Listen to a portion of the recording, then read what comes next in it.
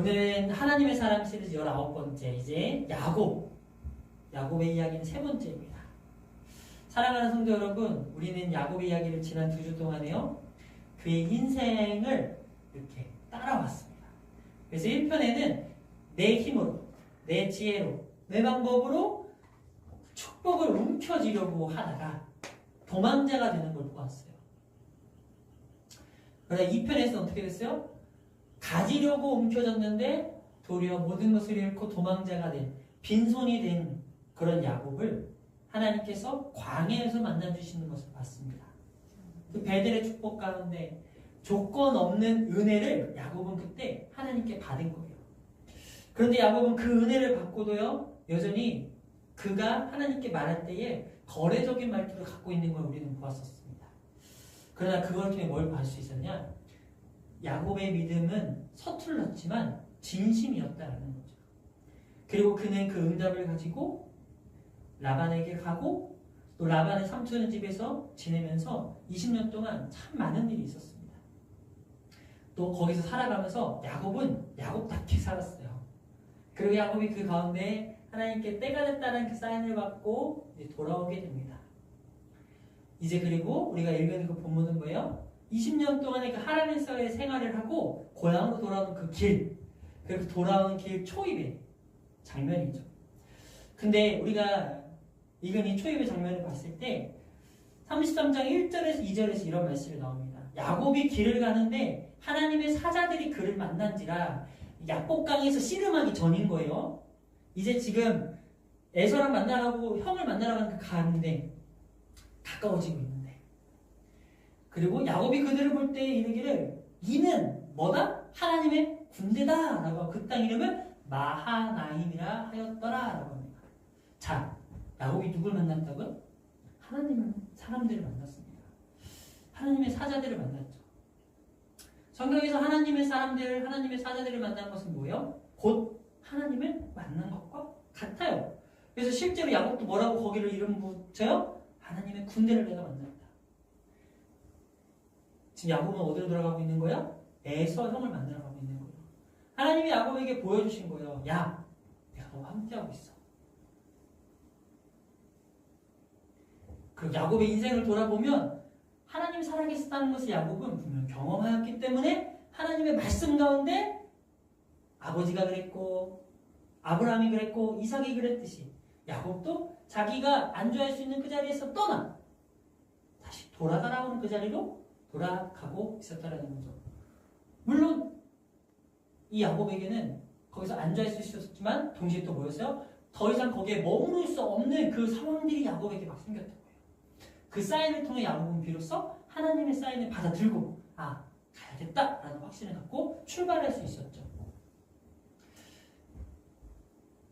그리고 야곱은 이미 그 하나님이 함께 하신다는 증거가 그게 너무 많은 거예요. 또 얼룩덜룩의 사건도 있었고, 그리고 방금 전에 핵심적으로 누굴 만났다고요? 그걸 기억하셔야 돼요. 하나님의 군대. 하나님의 군대를 만났다.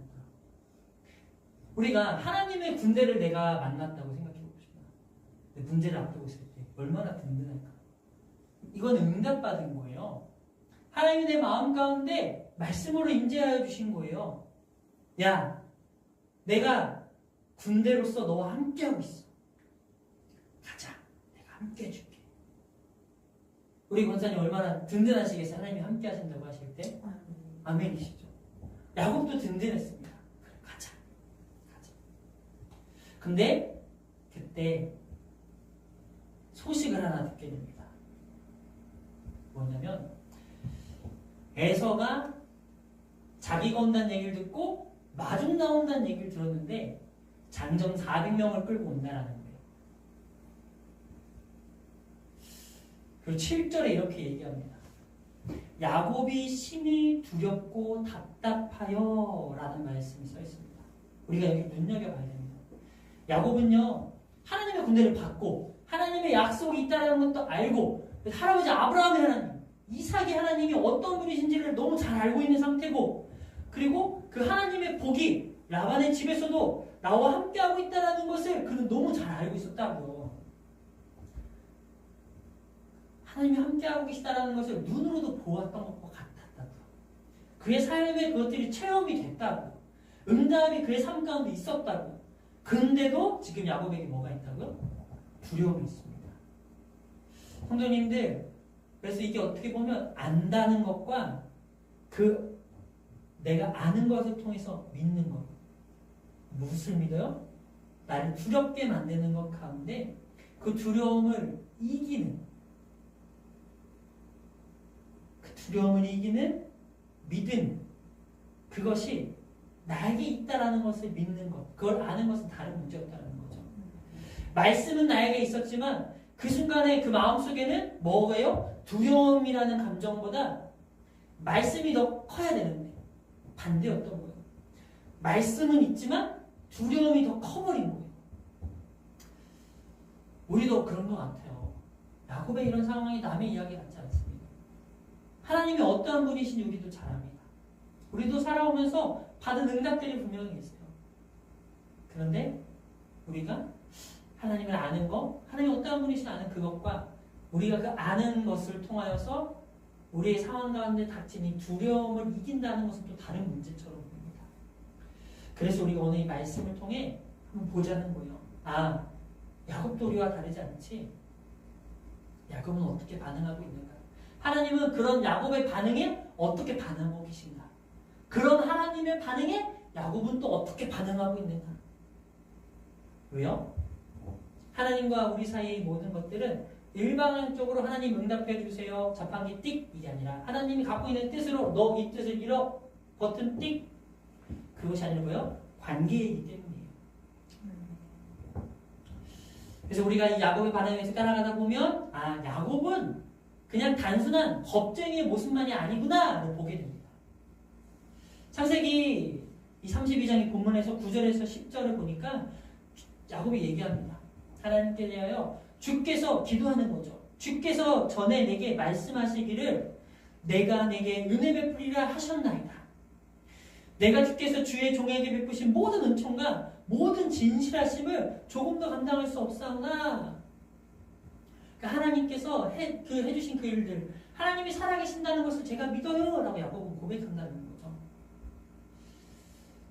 야곱은 두려움이 있습니다. 그런데도 불구하고 하나님한테 그 두려움에 대해서 하나님, 저 하나님이 함께 하신다는 걸 믿어요. 하나님 살아계시다는 걸 믿어요라고 고백하고 있다는 거예요. 하나님 전에 저한테 말씀해 주셨잖아요. 그 야곱은 지금 자신에게 있는 그 감정을 그 답답하고 심히 두려운 그 마음을 하나님께도 고백하고 감정을 쏟아내는데 그치지 않고 기도를 하는 거. 그러니까 그건 뭐예요? 하나님이 나에게 그 주신 약속을 붙들기를 원하는 마음도 야곱에게 있다라는 거예요. 그리고 그 안에 정말 그 믿음이 있겠죠. 하나님이 정말 이 약속을 이루어 주실 것인가? 에 대한 그 간절한 마음도 야곱에게 있었던 것입니다. 그리고 흥미로운 것은 야곱의 이게 어떤 기준이 그렇잖아요. 야 믿을 거면 똑바로 믿고 제대로 믿고 깨끗하게 믿지 이거는 믿는 것도 아니고 안 믿는 것도 아니고 두려워하는 것도 아니고 안 두려워하는 것도 아니고 이런 가운데 하나님이 12절 가운데 응답하신다라는 거예요. 주께서 말씀하시기를 내가 반드시 내게 은혜를 베풀어 네 씨로 바다에 셀 수 없는 모래와 같이 많게 할게 라고 하나님 또 말씀하십니다. 야곱의 이런 기도에 야 너는 언제까지 그렇게 믿음 없을래 하지 않으셨어요. 다시 한번 약속의 말씀으로 야곱에게 말씀해 주시는 거예요. 믿음으로 나아오라고.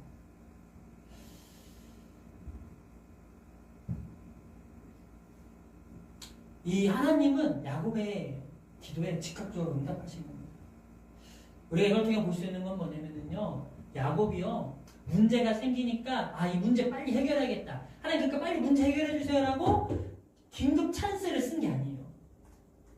야곱의 인생 가운데 그의 삶의 여정 가운데 그는 하나님과 동행하였었다라는 거예요. 하나님과 친밀하니까 하나님과 소통하고 있으니까 나의 기도가 하나님께 하나님의 응답이 나에게 대화하는 것이 된다라는 것이죠.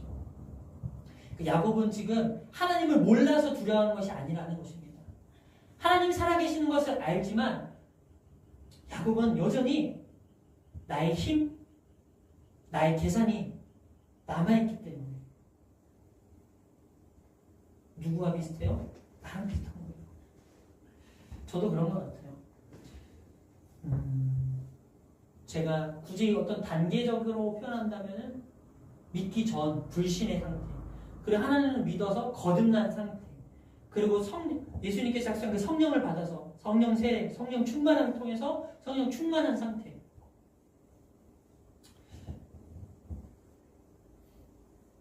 이 어떨 때 보면 진짜 성령 충만한 것 같고, 또 저의 어떤 좋았었던 때를 보면 정말 성령 충만했던 것 같고, 근데 또 다른 것들을 보면 그때는 내 열심이었구나 싶고, 또 지금은 보면 나는 성령 충만하지 않은 것 같고, 지금 나를 보면 또 하나님이 나와 함께하지 않는 건가? 이런 나랑은 함께해주지 않으시는 건가? 라는 생각이 들 때도 있고. 근데 말씀을 보면 볼수록 계속 요즘 나누는 것이지만 나의 어떠함이 내 믿음을 보여주는 지표가 아니더라고요. 하나님이 나를 어떻게 보시느냐가 더 중요한 것이더라고요. 야곱이 누가 봐도 이게 믿음 있는 건가 없는 건가 싶은 그 상태였을 때에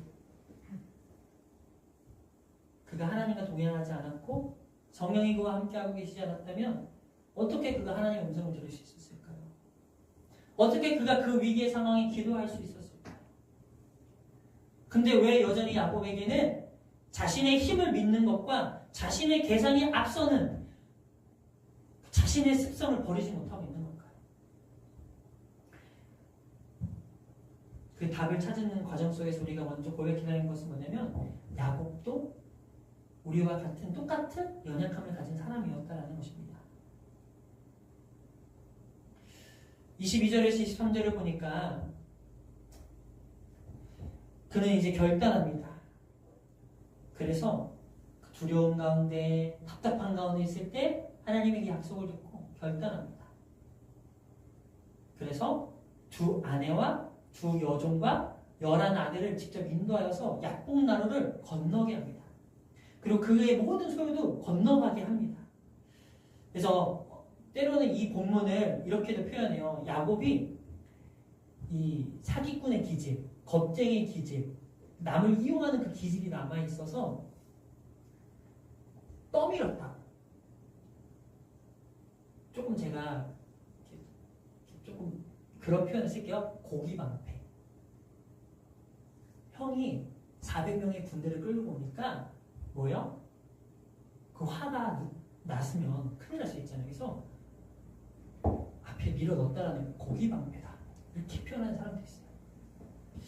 그런데 저도 그렇게 본문을 이해하고 있었었는데 아무리 보면 볼수록 아닌데. 야곱은 분명 지금 믿음이 없는 상태가 아닌데. 야곱은 지금 믿고 있는 상태인데. 하나님은 지금 야곱을 한번 기대해보고 있는 상태인데. 그런 것으로 읽기 시작하니까 이 본문이 새롭게 보이는 거예요. 이건 그냥 단지 겁쟁이의 도피가 아니구나. 왜요? 성경은 야곱이 그들을 인도했다라고 말해요. 떠밀었다, 보내버렸다, 뭐 그런 식이 아니라 인도하여서 건너가게 했다라는 거예요. 왔다 갔다, 왔다 갔다 하면서요. 야곱의 말이 얼마나 씁쓸했을까요? 그런데 이게 뭐예요? 그리고선 야곱은요, 다시 혼자 돌아옵니다. 24절. 그가 홀로 돌아온 이유가 이제 나옵니다. 야곱은 홀로 남았더니 어떤 사람이 날이 새도록 야곱과 씨름하다가. 야곱은 왜 홀로 돌아왔는지 보면은 직접적으로 말하고 있지는 않습니다. 그러나 지금까지의 그의 모습을 보고 또 지금 이 앞으로 펼쳐질 장면을 보면 야곱에게는 숙제가 남아있었던 거예요. 마무리해야 할 일이 하나 있었던 거예요. 그게 뭐예요? 9절에서 11절까지 있었던 그 기도예요. 하나님께 올려드리기 시작했던 두려움 가운데 믿음을 고백한 그 기도. 믿음이 있지만 여전히 두려움이 남아있는 상태였었던 그것을 고백했던 그것. 그리고 하나님이 그 가운데 다시 약속해 주시는 그것. 그 대화를 이어갔어야만 하는 거예요. 왜요? 하나님의 약속을 붙들기에는 아직 내가 너무 부족한 거예요. 아직 나는 그것이 나에게 그 능력이 부족한 걸 야곱이 너무 잘 알고 있는 거예요. 그래서 다 보내고 진짜 하나님을 내가 돕대야겠다는 그 마음이 없는 거죠. 그런데 야곱을 찾아온 것은요, 하나님이 야곱을 찾아오셨을 때 야곱이 원하는 모습이 아니었습니다. 하나님이 야곱을 찾아왔을 때 이 모습은 뭐냐면 야곱이 원하는 모습으로 오신 것이 아니라 야곱이 만나야 하는 모습으로 하나님이 찾아와 주셨다는 거예요. 하나님은요, 우리를 기다리십니다. 아멘? 그리고 우리를 찾아와 주십니다. 그리고 우리를 만나 주십니다. 근데 우리가 왜 그러냐? 하나님을 우리가 발견하지 못하고 만나지 못하는 것은 내가 만나고 싶은 그 하나님을 바라고 있기 때문이에요. 자, 이 씨름의 시작을 잘 봐야 됩니다. 이 씨름을 시작하신 분은 야곱이 아니라 하나님이시라는 거예요. 야곱이 하나님을 찾아 나선 것이 아니라 하나님이 그를 기다리고 계셨고 하나님이 그를 찾으신 거예요. 그리고 야곱은 그것을 알았어요. 내가 돌아가서 이 마무리를 해야겠다. 25절 자기가 야곱을 이기지 못함을 보고 그가 야곱의 허벅지 관절을 치매 야곱의 허벅지 관절이 그 사람과 씨름할 때 어긋났다라고 합니다. 야곱은 지금 자신을 원수로 여기는 형과의 만남을 앞두고 있습니다. 그래서 야곱은 도리어 어떻게 돼요? 허벅지 관절에 부상을 입어요. 환도뼈라고 예전 성경은 번역했었죠. 그러면 생각해 보세요. 형한테 자기 목숨과 모든 것을 잃을 수 있는 상황이에요. 근데 지금 여기서 제일 좋은 방법 중에 하나, 마지막 방법은 뭐예요? 도망치는 거예요. 도망치는 거. 근데 여기를 부러지면 절름발이가 됐다 나오잖아요. 도망갈 수 있나요? 도망갈 수 없어요. 여기서 보면 치매라는 단어가 나오는데 이 치다라는 것은 세게 내려치다라는 느낌의 단어가 아닙니다. 뭐냐면 가벼운 접촉을 뜻합니다. 이것은 마치 이사야서 6장 7절에서 하나님의 숯불이 우리 입술에 닿을 때 그것은 가볍게 접촉하는 것이지만 그 가벼운 접촉이 우리의 죄를 태우는 강력한 정결케 함이라는 것. 그것과 같은 거죠. 밤새도록 야곱과 대등하게 씨름해 주시던 그 존재가 사실은 어떤 분이신 거예요? 손끝 하나로도 인간의 가장 강한 관절이라 할 수 있는 이 허벅지 위에 다리 위의 관절을 무너뜨릴 수 있는 분이셨다는 거예요. 그래서 하나님께서 그의 관절을 치십니다. 하나님은 때로 이렇게 우리의 힘의 근원을 직접 다루십니다. 야곱은요 지금 이걸 통해 뭐하냐면 내가 평생 의지해온 자기의 두 다리, 나의 잔머리, 나의 계산, 형을 만나기 그 직전까지도 남아있었던 야곱의 힘의 그 근원을 하나님께서 만지신 거예요. 그런데 이제 보십시오. 환도뼈가 부러진 이 야곱은 어떻게 합니까? 지금 이 상황 가운데로 보십시오. 그러면 우리가 이 환도뼈가 부러졌다라고 하는 건 뭐냐면 내가 갖고 있었던 내 방법이 막혔다라는 거예요. 아, 이렇게 하려고 했는데 이렇게 하려고 했던 그 방법이 안 됐다라는 거예요. 야곱의 마음에 도망쳐야지라는 그 마음이 남아있었나 봅니다. 근데 야곱의 결정은 뭐였냐면은 돌아왔잖아요. 그 돌아오는 것에 이유가 있었던 거예요. 아, 내가 이렇게 살아서는 안 되겠다. 26절에 이렇게 고백합니다. 당신이 내게 축복하지 아니하면 가게 하지 아니하겠나이다 라고 합니다. 우리 여기서 한번 살펴봐야 돼요. 성도 여러분, 뼈가 부러지면 아프죠. 그리고 이것은 아프다라는 것은 우리는 고통이라는 단어를 떠올릴 수 있습니다. 우리가 살면서 고통이라는 것이 우리를 찾아와요. 기도하고 있는 사람한테 고통이 찾아와요. 그러면 우리가 어떻게 결론 내려요? 이제 끝났다. 나를 낙심하게 만드는 이 상황, 나를 고통 가운데 있게 만드는 그 상황이 찾아오면 어떻게 된다고요? 끝났다. 하나님 나를 떠났다. 하나님이 나를 심판했다. 아, 내 죄 때문에 하나님이 나를 버리셨다. 아, 내가 불순종해서 이렇게 됐구나. 그래서 그 고통을 버림받음의 증거로 해석하는 때가 있다는 거예요. 근데 이 고난과 고통을 너무 쉽사리 죄에 대한 벌이나 심판, 불순종에 대한 어떤 대가로 치부해 버리기에는 하나님을 너무도 크게 오해하는 것입니다. 그런 것이라면 지금 기도하겠다고 몸부림치고 있는 야곱에게 일어난 이 사건, 환도뼈가 부러진 사건 어떻게 해석해야 돼요? 너 탈락. 너 기도해도 안 돼. 너 불순종했잖아. 너 지금도 네 방법으로 네가 하려고 하고 있잖아. 너 지금도 네 힘으로 하려고 하고 있잖아. 너 안 돼. 못 돼. 이렇게 해석이 돼야 된다는 거예요. 그러면 이게 야곱의 입장에서 어떻게 이해되는 거예요? 기도하고 있는 우리 입장에서 고통과 고난을 그냥 너무도 쉽게 그렇게 해석해버리면, 이게 심판이다 라는 것으로 너무 쉽게 해석해버리면 우리는 이렇게 생각할 수 있는 거예요. 나는 기도해도 안 돼. 나는 이제 환도뼈도 부러졌어. 난 심판받았어. 나 벌받았어. 나 이제 도망칠 수도 없어. 더 이상 방법이 없어. 나 이제 끝이야. 기도해도 안 돼. 내가 뭐 그렇지. 하나님은 나를 사랑하시지 않나 봐. 그렇게 돼야지 정상이라는 거죠. 그렇게 해석하게 되면. 근데 야곱을 보십시오. 야곱은 그렇게 하지 않는다는 거예요. 뼈가 부러진 그 순간에서도 그는 하나님이 딱 붙듭니다. 그가 붙든 이유는 넘어지지 않기 위해서가 아니라 이 씨름은 내가 붙들고 있는 한 끝나지 않기 때문인 거예요. 하나님은 언제든지요, 그의 환도뼈를 부러뜨린 거 그 이상으로 그를 날려버릴 수도 있는 분이세요. 근데 던져버리시지 않으셨어요. 근데 문제가 뭐냐? 우리가 먼저 그 잡고 있는 삿발을 놔버린다는 거예요. 하나님과 씨름하고 있는 그 씨름을 끝내지 말아야 되는데 내가 먼저 그 손을 놓는다는 거예요. 야곱은 그 손을 놓지 않았습니다. 나의 삶에 마치 환도뼈를 맞아서 더 이상 나는 희망이 없다라고 여겨지는 상황? 혹시 그렇다 할지라도 오늘 야곱을 보면서 우리가 소망을 가질 수 있길 바랍니다. 하나님은 결코 먼저 우리 손을 놓치지 않으십니다.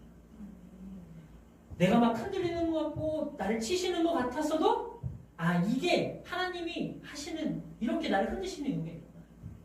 놓는지 안 놓는지 보시려고.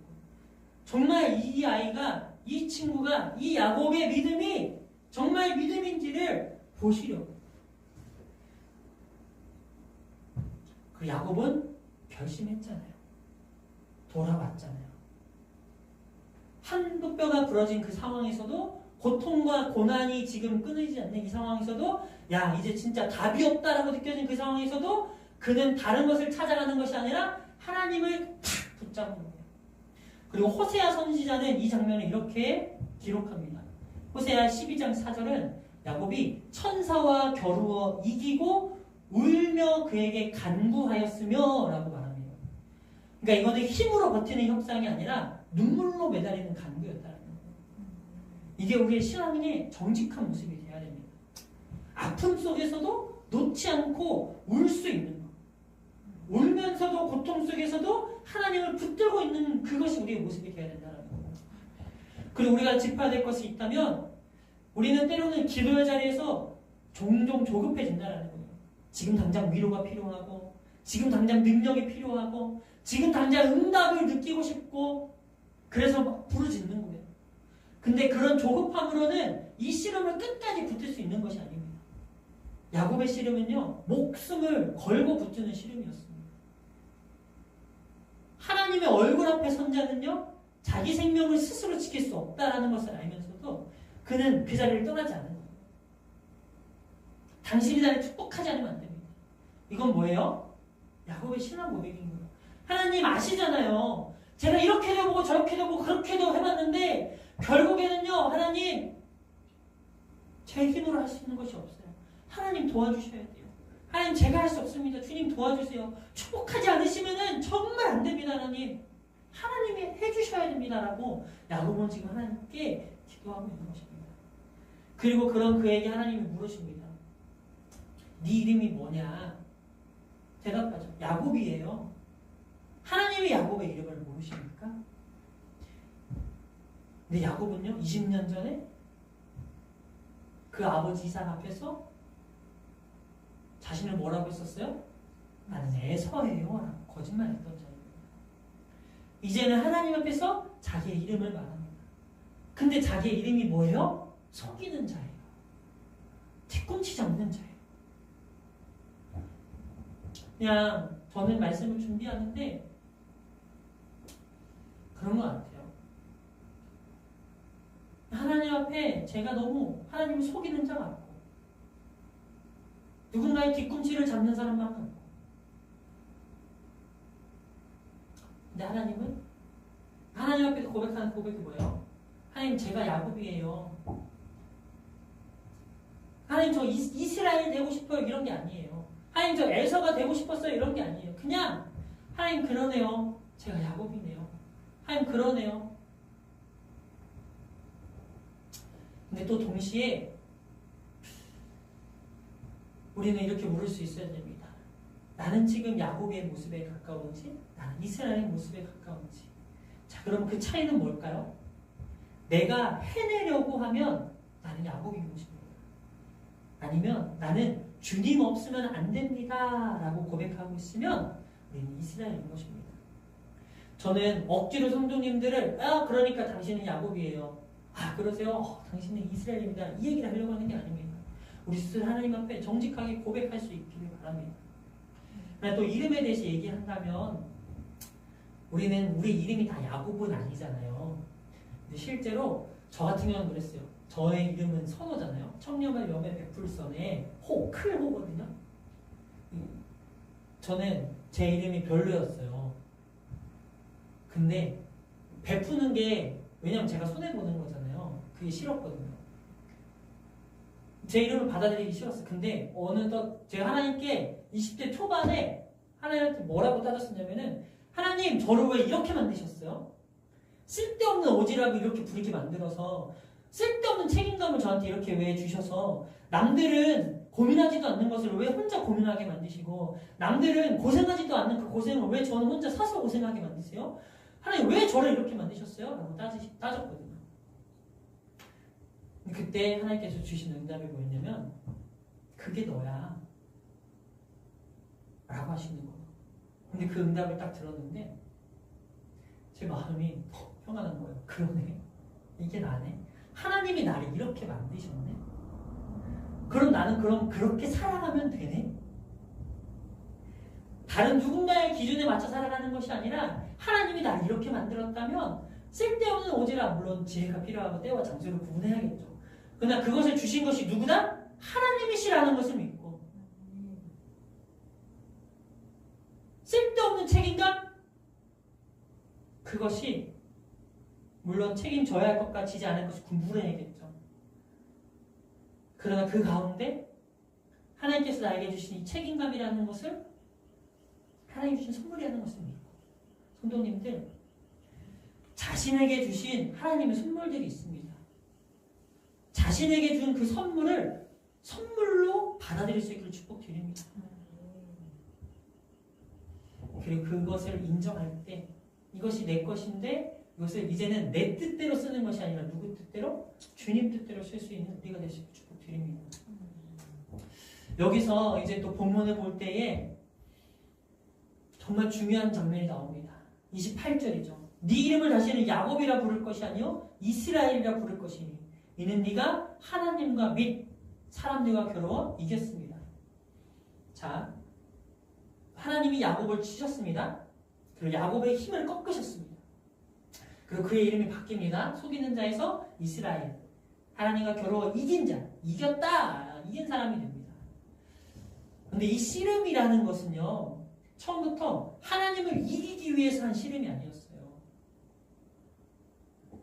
그리고 야곱이 하나님을 이길 수 있나요? 이길 수 없죠. 만약에 야곱이 정말 이기려고 막 힘으로 버텼다면 오히려 야곱은 하나님께 이스라엘 이름으로 인정받지 못했을 것입니다. 야곱은 한 것은요, 하나님이 이기려고 매달린 것이 아니에요. 이기려고 막 한 것이 아니에요.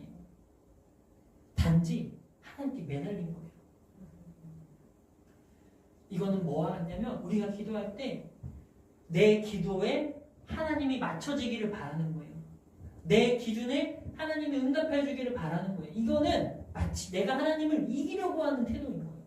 그럼 어떻게 해야 된다고? 나의 뜻을 주님의 뜻에 맞추는 것이에요. 그리고 그것을 매달리는 싸움을 할 수 있기를 바랍니다. 내 힘을 주장하지 않고 나는 할 수 없습니다라고 인정할 수 있길 바랍니다. 그리고 그 자리에서 어떻게 돼요?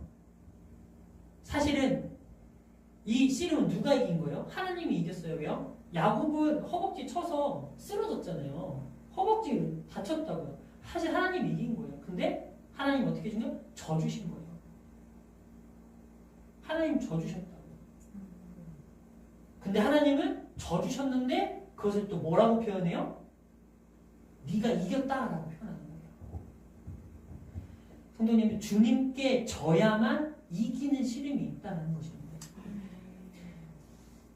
이 얘기를 나눌 때 우리는 두 가지의 차원의 싸움을 이해하셔야 돼요. 야곱은 사탄과 싸운 게 아니잖아요. 이 씨름은요. 사탄과의 싸움은 싸워서 물리쳐야 됩니다. 그러나 지금 상대는 하나님이에요. 그리고 하나님과는 싸워서 이기는 게 아니라 오히려 져야 한다라고 말씀드렸죠. 그래서 성도 여러분, 사탄과 싸움은 반드시 싸워 이길 수 있기를 축복드립니다. 그리고 우리가 그 싸움에서 근데 질 때가 있잖아요. 왜 지냐? 첫 번째는 아예 싸우려고 하지 않았을 때.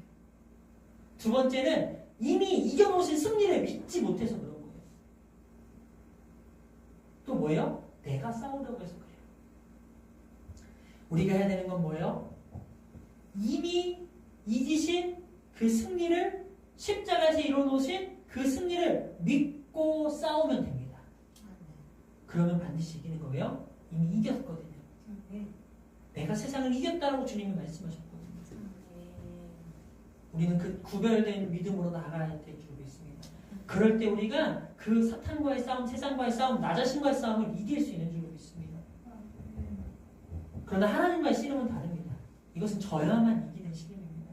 하나님이 이겨 먹으려고 하지 마십시오. 정말 하나님이 하나님 되심을 인정할 때, 우리의 기도의 삿발을 끝까지 놓지 않을 때, 또 기도했다면 하나님을 신뢰하며 맡겨드릴 때, 그럴 때 하나님은요, 우리가 이게 문제요 라고 했었던 그 문제를 넘어서 정말 하나님께서 이 문제를 통해 다루기 원하셨던 진짜 문제를 우리가 마주하게 하십니다. 그래서 우리가 그 기도의 자리에서 하나님이 마주하게 하시는 진짜 문제를 마주하셔야 돼요. 난 이게 문제라고 생각했는데 이게 진짜 문제였네? 그것을 마주할 수 있길 바랍니다. 그럴 때 주님이 우리에게 역사하시는 거예요. 그래서 그 자리에서 우리가 할 수 있는 게 뭐라고요? 야곱이 지금 그 씨름을 그래서 한 거예요. 내가 문제라고 생각했던 것은 이 형과의 문제에서 내가 살아남는 것인데, 근데 하나님이 다루시려고 했었던 진짜 문제는 뭐였어요? 야곱 안에 있는 내가 하려고 했었던 그 자아를 해결하려고 하셨다는 거예요. 성도님들, 더 좋은 것을 받기 위해서 내 문제를 주님께 맡겨드릴 수 있게 축복드립니다. 그런데 진짜 문제가 뭔지를 비로소 발견하게 됩니다. 야곱은 그리고선요, 자신과 씨름한 자에게 물어봅니다. 당신의 이름이 뭡니까? 답을 얻지 못하죠. 그 야곱은 그 자리를 브니엘, 하나님의 얼굴이다 라고 말합니다. 그러면서 그가 30절에 고백합니다. 내가 하나님과 대면하여 보았나니 내 생명이 보존됐다 라고 합니다. 자, 이 브니엘, 이 자리를 야곱이 이름을 붙였죠. 그리고 이것은 뭐예요? 나중에 사람들이 찾아와야 할 어떤 성질을 지정한 게 아니죠. 브니엘이라는 것은 그래서 지리적 좌표가 될 수도 있지만, 이것은 야곱이 하나님을 만난 거, 내가 여기서 하나님을 만났습니다 라는 그 사건을 기억하기 위해서 말한 신앙의 고백이었습니다. 하물며 그 전에 만났었던 장소인 베델, 그 장소가 나중에는 우상숭배에 타락하는 자리로 전락하게 됩니다. 그러니까 장소 자체에는 어떤 거룩함이 있는 것이 아니라는 거예요. 거룩한 것은 오직 그 자리에서 만난 하나님과의 만남이 거룩한 것인 줄로 믿습니다. 자, 이제 그리고 해가 뜹니다. 그 야곱은 환도뼈를 맞았기 때문에 쩔뚝거립니다. 그 자리를 다시 지나갑니다. 야복강을 건너갑니다. 그리고 절뚝거림이 그에게 있어서 평생 남는 흔적이 되었습니다. 다음날 아침이 되고 이제 진짜 그들의 눈앞에 400명의 장정들이 보여요. 무슨 일이 일어날지 몰라요. 일촉즉발이에요. 자, 그리고 야곱이 야복강을 건널 때 야곱이 어디 있었어요? 그의 소유를 보내고 가족들을 보내고 자기는 맨 뒤에 있었죠. 근데 33장 3절을 보십시오. 33장 3절 1절부터 보겠습니다. 1절부터 야곱이 눈을 들어보니 에서가 400명의 장정을 거느리고 오고 있는지라 그의 자식들을 나누어 레아와 라헬과 두 여종에게 맡기고 여종들과 그들의 자식들은 앞에 두고 레아와 그의 자식들은 다음에 두고 라헬과 요셉은 뒤에 두고 야복강 건너기 전과 같이 또 그렇게 배치하는 거예요. 근데 3절 어떻게 돼요? 자기는 그들 앞에서 나아가되 라고 써있습니다. 절뚝거리는 다리로 도망칠 수 없는 다리로 어떻게 해요? 맨 앞에 서게 됩니다. 가장 뒤에 서려고 했던 자가 이것은요 한번 보세요. 에서가 이렇게 오고 있어요. 야복강을 건너기 전에 씨름하기 전에 자신의 그 연약함을 하나님 앞에 정직하게 고백하기 전에 이렇게 배치돼서 가장 뒤에서 따라갔었지만 상황을 지켜보려고 했었어요. 근데 이제 하나님을 만나고 나서 야곱은 어떻게 해요? 이들의 가장 앞에 서게 됐다라는 것입니다. 성도님들 변화라는 것은요 말로 하는 것이 아닙니다. 내 발걸음으로 증명하는 것입니다. 믿음으로 나아가는 거예요. 우리 안에 어떤 간절함이 있으십니까? 우리의 간절함은 무엇을 향하고 있습니까? 문제가 해결되기를 바라는 간절함이십니까? 아니면 그 문제를 해결하시는 하나님을 바라시는 간절함입니까? 나아가서 우리가 해야 되는 건 그 문제 자체를 하나님께 맡겨드리는 것, 이것이 우리의 간절함이 되어야 줄 있습니다. 야복강을 건너기 전에 야곱의 간절함은 오직 생존뿐이었어요. 살아남는 것. 그래서 예물을 보내서 형의 마음을 어떻게든 만지려고 전략, 지혜라는 이유로 무리를 나눠서 도망칠 구멍을 마련해 놔요. 그런데 그날 밤 씨름을 통과하면서 그의 간절함의 방향이 바뀌게 됩니다. 아, 상황을 통제하려고 하는 게 아니구나. 하나님께 매달리는 게 중요한 거구나를 야곱이 깨달은 거예요. 야곱은 돌이켜보면 베델에서 하나님께 구했던 것도 크지 않아요. 예전에 베델에서 구했을 때도 먹을 거, 입을 거, 평안히 고향에 돌아가는 것을 구했어요. 그저 살아남는 것 구하는 사람이었어요. 근데 이제 그가 정말 하나님께 진짜 맡겨드릴 수 있을 때가 됐을 때 그가 구했던 것을 넘어서는 일이 일어난 거예요. 야곱은 그냥 돌아오기만 해달라고 자기를 살려달라고만 했는데 하나님은 어떤 것을 선물로 주셨어요? 자기를 원수처럼 여기던 형과 화해하는 선물을 주신 것입니다. 4절에 보니까 에서가 달려와서 그를 맞이하고 목을 어금 맞추어 그와 입 맞추고 서로 울었다라고 나옵니다. 우리의 간절함의 그 크기보다 하나님이 주시는 것은 더 큰 줄로 믿습니다. 우리가 믿지 못해서 눈에 보이는 하나님보다 당장 눈에 보이는 다른 것을 더 의지하게 되는 거예요. 성경은 그걸 뭐라고 불러요? 우상이라고 불러요.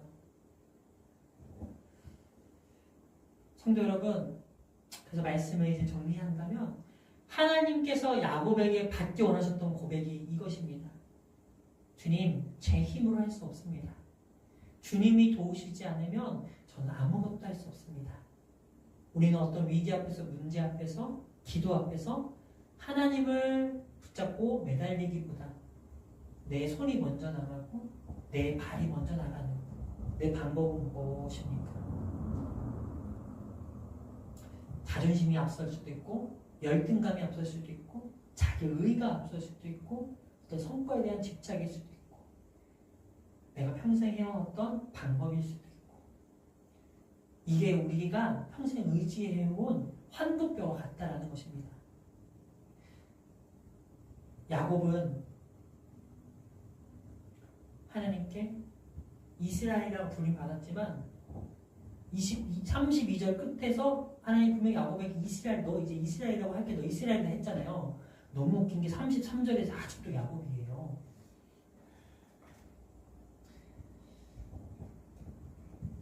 근데 하나님은 그 야곱을 버리지 않으십니다. 근데 버리지 않으신다는 건 뭐예요? 야곱이 그 삶의 방향이 여전히 하나님께 향해 있다는 거예요. 성도님들, 우리가 야곱의 모습으로 살아가던 이스라엘의 모습으로 살아가던 우리의 살아가는 가운데 잠깐 어떤 충만했던 하나의 사건으로 인해서 잠깐 이스라엘 된 것 같은 그런 느낌을 느끼던, 중요한 건 뭐예요? 하나님은 여전히 하나님이시라는 것입니다. 우리가 그 하나님의 믿음으로 말미암아 계속해서 걸음걸음을 주님의 약속을 향해 나아가는 우리가 될 수 있게 축복드립니다.